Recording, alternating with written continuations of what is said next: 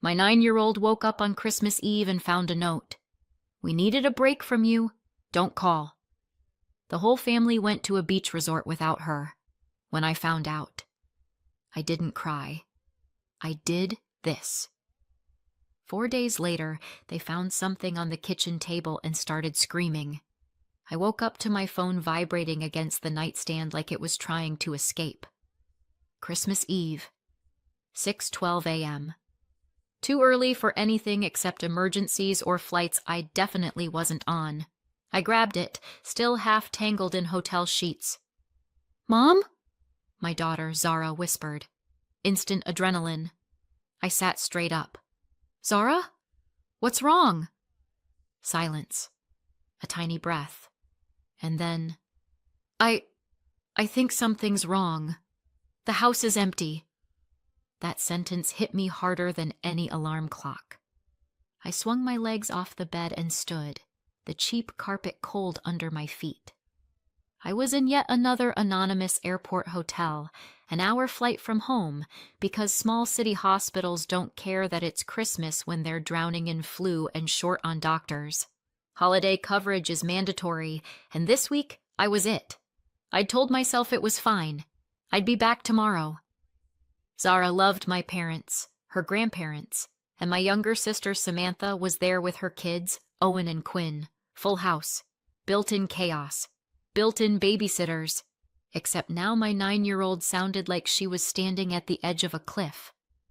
"Okay," I said, forcing my voice steady. "Tell me where you are." "In my room," she whispered. "But it's too quiet. Not normal quiet." "All right, put me on speaker, okay? We're going to walk through the house together." I heard a faint beep as she switched modes, then the rustle of blankets as she got up. "Okay," she said. "Good. Open your door and tell me what you see." "The hallway light's on," she said. "Grandma always turns it off at night." I filed that away. "Anyone in the hallway?" "No, just the light." "All right, walk toward the living room." Her footsteps sounded small and hollow through the phone. I could picture the hallway, the family photos I'd hung, the mirror my mother always complained about, the runner rug I'd bought on sale between night shifts. All of it mine. All of it paid for with exhausted bones. "I'm in the living room," she said. "The TV's off. Grandpa's blanket is gone." My heart rate picked up. "Is the tree on?" We'd decorated it last week, me, Zara, and Quinn, while Owen pretended he was too cool and still fought for the top ornament. She paused. "Yeah, the lights are on, but there's no coffee cup. Grandpa always has coffee." It was such a small detail, but something about it made my stomach turn. "Okay," I said. "Let's check the driveway. Just peek through the curtain." She patted over, and I heard the soft hiss of fabric moving. "Mom," she said, voice shrinking. "Grandma's car is gone. And Grandpa's truck. And Aunt Sam's car, too." So, not a quick coffee run. I took a slow breath. "All right. Remember they were talking about leaving early for the beach resort? Maybe they just—" "Without me?" she said. "They didn't wake me up. They didn't say anything." That part lodged in my throat. "Maybe there's a note," I said, clinging to whatever script I could find. "Check the kitchen table. Sometimes people leave notes when they go out." This was the moment where, in a different family, the note would say something like, "Ran to the store, back soon, love you, eat the cookies." I listened as she walked. "I'm in the kitchen," she said. "There's a paper here. Like a ripped-out notebook page." My pulse started to thud. "Pick it up," I said. "What does it say?" She rustled paper, took a breath, and read, stumbling over the first word. "We needed a break from you. Don't call." The hotel room went very, very quiet. Not because there was no noise. It was full of humming AC, distant doors slamming, someone laughing down the hall. But inside my head, Everything went silent and sharp. I pressed my fingers into my forehead. That's all it says? Yes. Her voice cracked. Mom, did I do something bad? No, I said immediately. Absolutely not. That note is wrong. They were wrong to leave it, and they were wrong to leave you. I walked to the tiny window and stared out at a generic parking lot, just to have something to look at that wasn't my own reflection. Okay, I said. We're going to do a quick sweep. Stay on the line. Check Grandma and Grandpa's room. Her footsteps dragged a little now. Grandma's bed is made, she said after a second. Her suitcase is gone. Grandpa's too. There's dust where his boots were. I forced a breath. Okay. Check Samantha's room. She walked down the hall. A pause, then. Her suitcase is gone too, and the kids' stuff. Owen's Switch isn't here, and Quinn's unicorn is gone. A tiny inhale. They always take those when we go somewhere.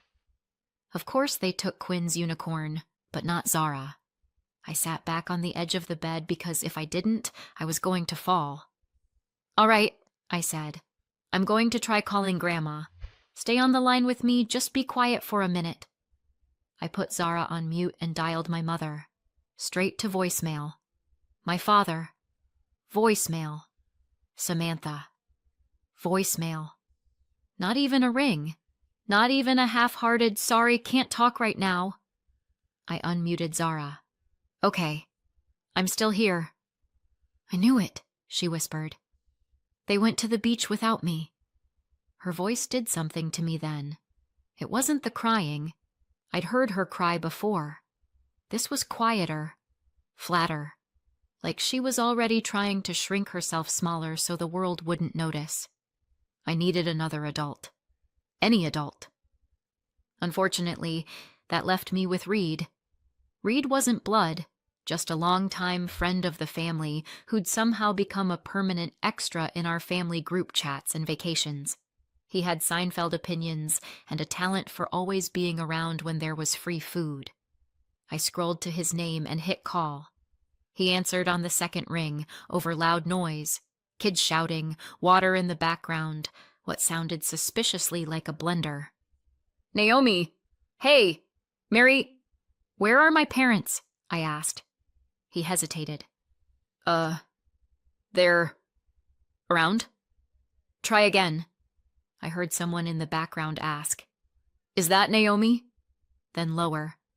Don't just give me the phone. Reed's voice dropped. They said you knew. Reed, I said, each word precise. Where are they? And where is my daughter supposed to be right now? He exhaled.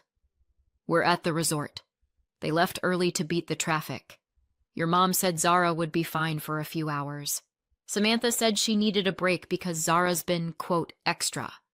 They were going to pick her up later, I think. Or maybe, if you finish that sentence, I am going to come to that resort and remove your larynx with a plastic spoon.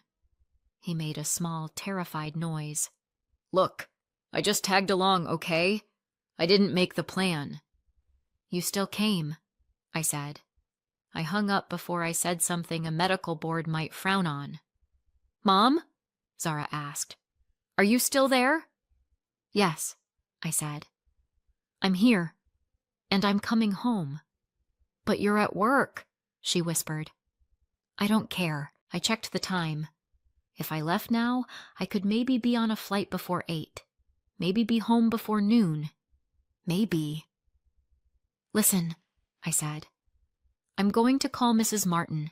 She's coming over to stay with you until I get there, okay? Our neighbor, Mrs. Martin, was the kind of retired school teacher who had a key to everyone's house and a sixth sense for when kids needed cookies or boundaries. Zara loved her. I trusted her. Don't open the door for anyone except her, I said, and keep the house locked. Okay, Zara sniffed. I'll stay on the phone until she gets there, I said. I switched to three-way calling and rang Mrs. Martin. She picked up on the second ring, bless her. Naomi? Is everything all right? No, I said, but it will be. I need a favor. Big one. I explained in 3 sentences. Her voice got sharper with each one. I'll be there in 5 minutes, she said. Zara, sweetie, I'm coming right now. Don't be scared. You're not alone. Okay? Okay, Zara whispered. When I heard the front door open on Zara's end and Mrs. Martin's voice in the background, some small clenched part of me unclenched. I pulled up the airline app with shaking hands. The earliest flight home left in 1 hour and 40 minutes. The hospital had booked me into a hotel near the other city's airport, not ours, so I still had about 45 minutes drive to get there. In other words, no margin. At all. I booked it anyway. Holiday pricing, last minute. One way. My phone buzzed with the confirmation and my bank account quietly panicked. I yanked clothes on, shoved my things into my carry-on, and left half my life strewn across the hotel room.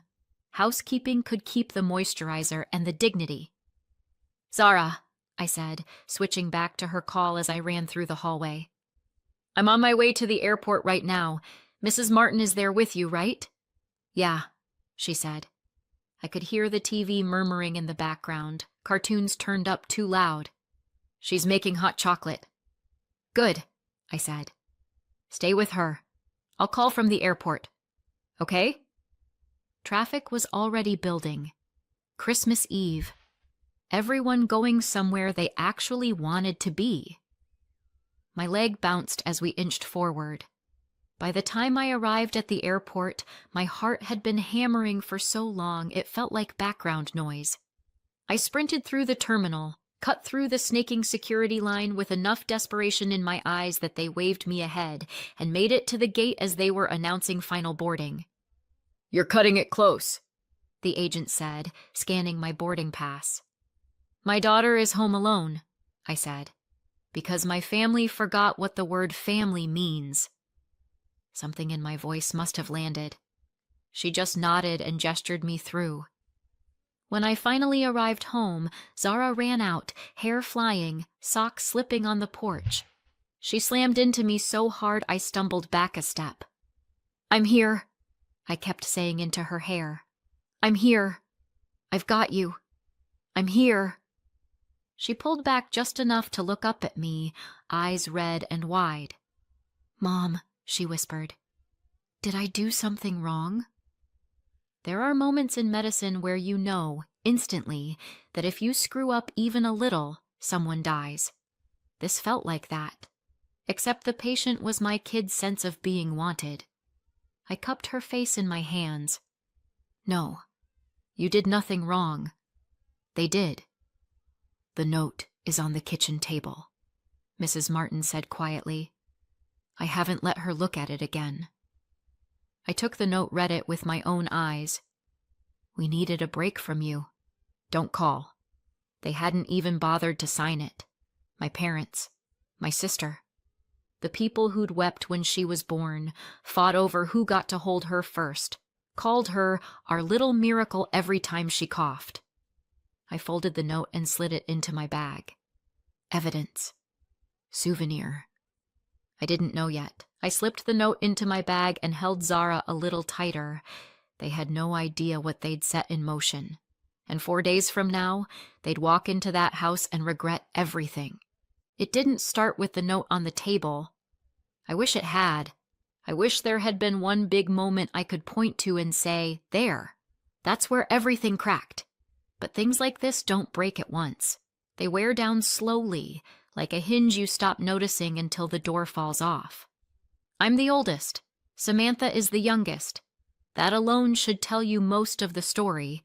I was the one who remembered bills, appointments, birthdays. She was the one who remembered fun. Our parents encouraged the arrangement. Naomi's responsible, Samantha's spirited. Those labels became our job descriptions. By the time I finished medical school, I'd been holding things together for so long it felt normal. My parents were proud of me, yes, but also very comfortable with the idea that responsible meant available, for emotional labor, financial help, childcare, you name it. When I finally bought my house after residency, they were the ones who suggested moving in to help with Zara.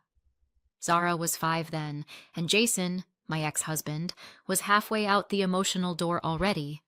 The offer felt like stability, so I said yes. It didn't take long to realize I'd invited 2 extra adults to live in my home while I worked 60-hour weeks. Then Samantha moved in too, after a breakup left her with 2 kids, Owen and Quinn, and nowhere affordable to go. One temporary week turned into months. Months turned into years. And somehow, I was the only person paying for anything. Mortgage, utilities, internet, streaming, groceries, insurance. If it had a bill, it had my name on it. If I brought it up gently, my mother clutched her chest and said, "We're doing our best. Besides, you make more than any of us ever did." Maybe that was true. But respect doesn't cost money, and somehow that was always the thing in shortest supply. Worse than the finances was how they treated Zara. She's sensitive. The thoughtful kind, the kind who feels things deeply and notices every shift in tone. My family treated that like a flaw. My mother called her too delicate. My dad added dramatic. Samantha said she needed to toughen up, as if 9-year-olds should come with built-in armor. If Zara got overwhelmed at dinner, they teased her. If she cried at a sad commercial, they sighed. Once, she told my mother she didn't like loud voices, and my mother laughed and said, "Well, you picked the wrong family, didn't you?" That one stuck with me for weeks.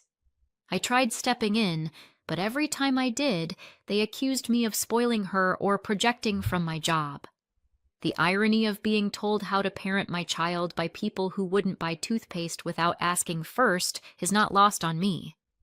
Still, I believed in family. I believed in the idea that even flawed people can show up when it matters. So when Samantha suggested the Christmas beach trip months ago, a big family thing, all of us together, I said yes, even though money was tight.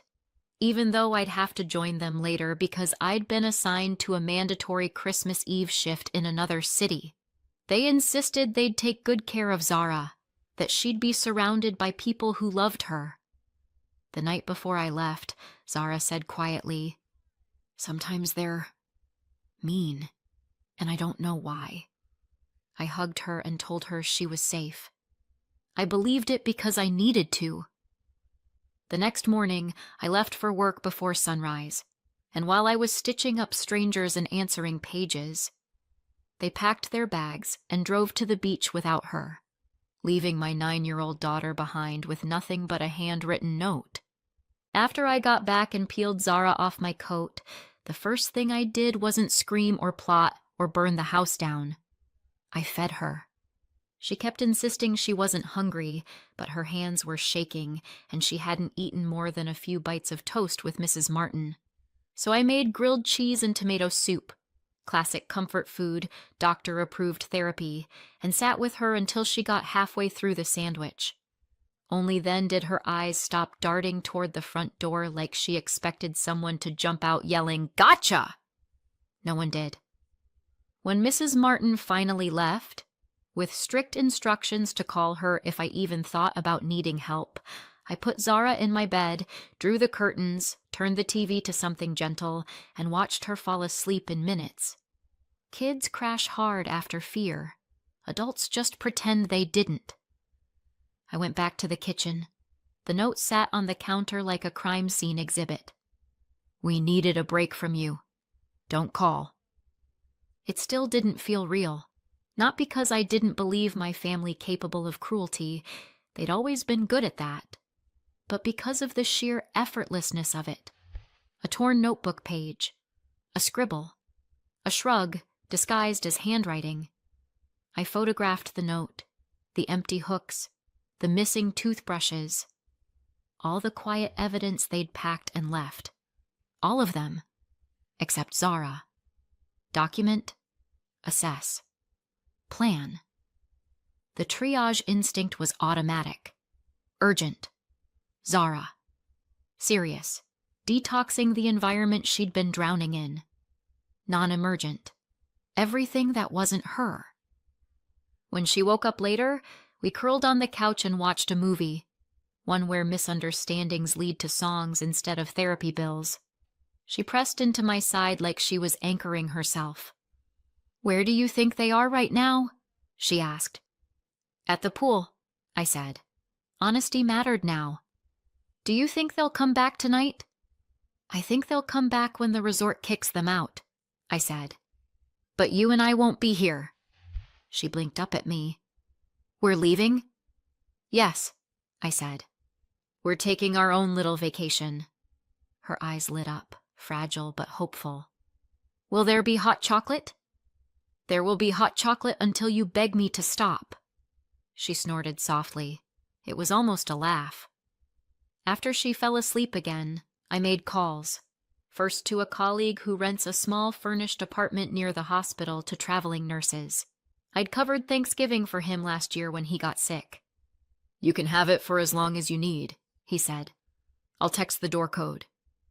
Next, I called a lawyer friend, someone I'd once stitched up after he lost an argument with a bar stool. He answered like he expected me to say something sarcastic.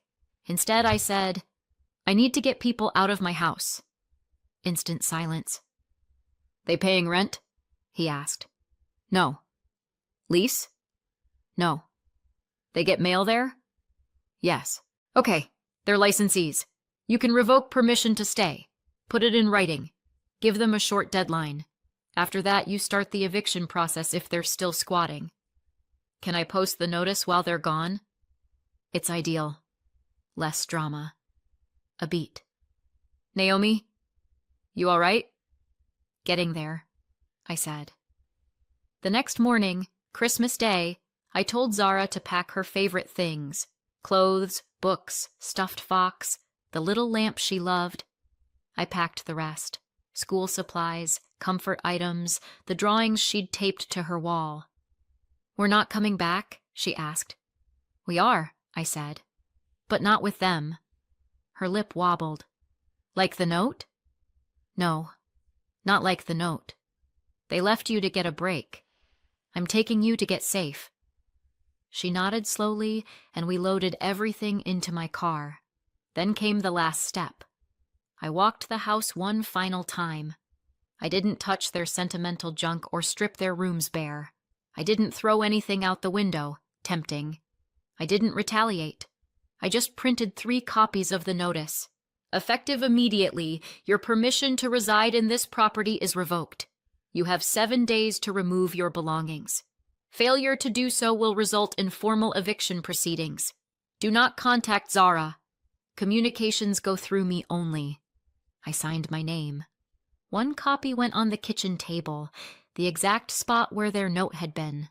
1 on the inside of the front door. 1 on my parents' bed. Then I locked up, checked the windows, set the alarm, and walked out with my daughter's small hand wrapped around mine. The apartment was tiny. Squeaky couch, thin walls, the kind of kitchen where you can stand in one spot and touch everything. But it was quiet. It was ours.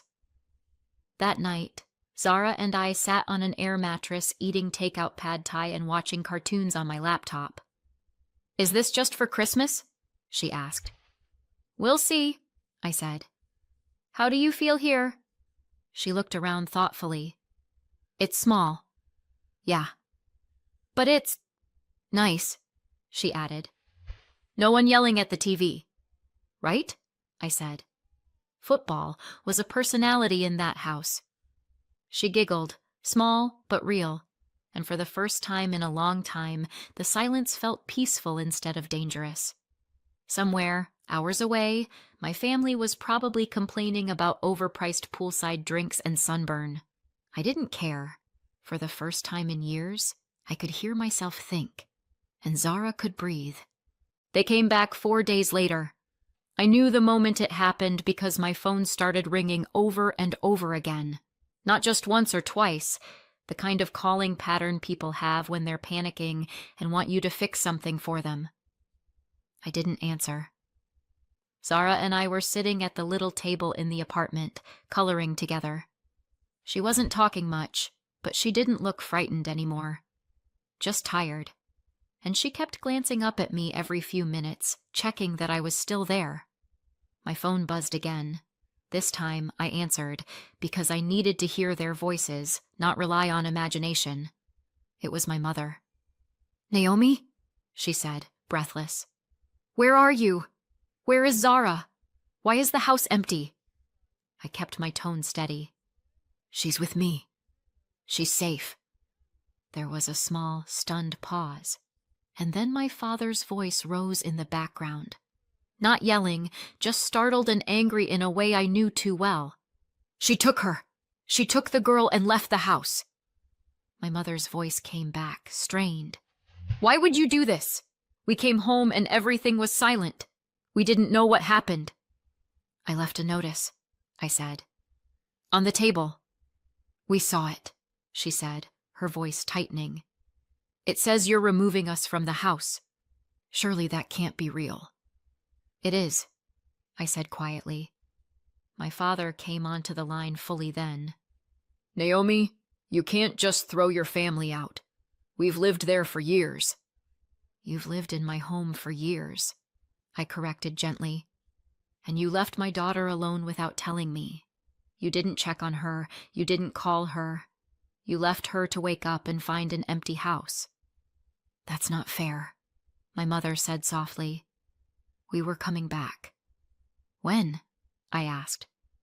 "After breakfast at the resort? After a swim? After you remembered she existed?" She didn't answer. For a moment, all I heard through the line was quiet arguing between my parents and Samantha. Not shouting, more like three people scrambling to explain something to themselves before explaining it to me. Finally, Samantha's voice broke through. "Naomi, this is being blown out of proportion. We didn't mean for her to be scared. We just needed space. And you work so much. We thought she'd be fine." I let out a long breath. She was not fine. She was terrified. She thought something happened to all of you. She thought she'd done something wrong. And you didn't leave her a plan. You left her a note telling her not to call you. "It wasn't meant like that," my mother whispered. "I know what you meant," I said. "But I have to look at what it did." There was a soft sound on the other end, almost like she was crying but trying not to. Part of me hurt hearing it, but another part, the part that held Zara while she trembled, stayed firm. "You have 6 days to move your things out," I said. "I won't argue about it. I'm not changing my mind." "Naomi," my father said, voice heavy, "you're tearing this family apart." I closed my eyes. "Dad, I'm holding my family together. Mine is Zara and me. That's it right now." No shouting followed, just stunned silence. Then I ended the call. They didn't stop trying, of course. The messages came in waves: confusion, hurt, frustration, little attempts to tug on guilt. I didn't respond. I focused on Zara, on making the apartment feel familiar. We cooked simple meals, watched movies, arranged her things neatly around the small bedroom. Every night she slept a little deeper. A few days later, on my way into the hospital, they tried showing up in person. A nurse pulled me aside. "Your family is out front," she said. "Do you want me to walk you around the back?" I almost said yes, but avoidance only works for so long. "I'll talk to them," I said. They stood near the main entrance, my parents and Samantha together. They looked different, smaller somehow. My mother's coat wasn't buttoned properly. Samantha's hair was in a messy bun, not the usual picture-perfect style she always insisted on. My father looked tired in a way I hadn't seen before. My mother stepped toward me first. "Naomi, we just want to understand." "That's fair," I said gently. "I'll explain, but only if you listen." They all nodded. "You left Zara alone," I said. "You didn't tell me. You didn't check on her. She woke up terrified. She thought she was the problem. My mother let out a soft, broken sound. I never meant for her to think that. I know you didn't, I said. But that's what happened. Samantha crossed her arms. We were overwhelmed, Naomi. We watched 3 kids, you know. I know, I interrupted. But Zara is not a burden you get to put down because you're tired. She's a child. My child. And she deserves to feel safe. My father rubbed his forehead. So that's it? We're just out on the street? No, I said. You have a week to find a place. You're adults. I trust you can manage. They exchanged looks. Uncomfortable, resistant, but also resigned. My mother sighed first. We really didn't think it through, she said softly. We thought you'd calm down after a day or 2. I'm not angry, I said. I'm done. There was no yelling, no dramatic exit, just a quiet understanding that something had broken long before this, and I was finally refusing to hold the pieces together alone. By the end of the week, they moved out. Not gracefully, but they managed. Mrs. Martin gave the occasional update, but I stopped asking for them. I didn't need to know who was angry at whom or which piece of furniture didn't fit in the rental. That part of the story wasn't mine anymore.